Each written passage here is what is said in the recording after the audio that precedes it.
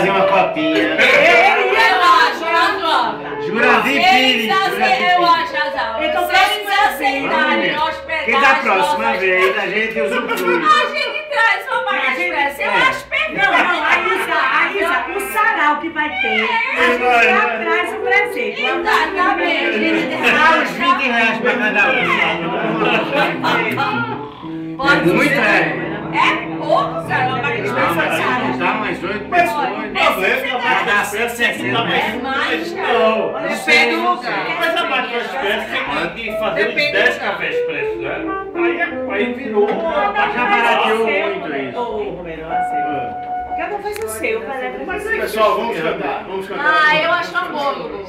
Vamos cantar. Vamos. Eu acho que podia ser uma máquina de expresso na sua casa. O expressão vale a coisa.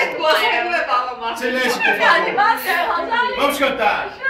At the end. Ouviu, The Marcelo? rainbow. O filme é Marcelzinho. Você já usufruiu? A gente já usufruiu muito parte da casa do Gugu. A gente resolveu montar um QG aqui. O parque hoje Olha, já que minha casa por muito tempo foi um QG. Olha, tá bom. O seu AP é o que preencheu todos os A gente garante a máquina de café. A gente dá. A Margarida. Olha o tamanho da mesa. Gente, garante. A simpatia dos anfitriões. Os dois. Vai, vai, vai.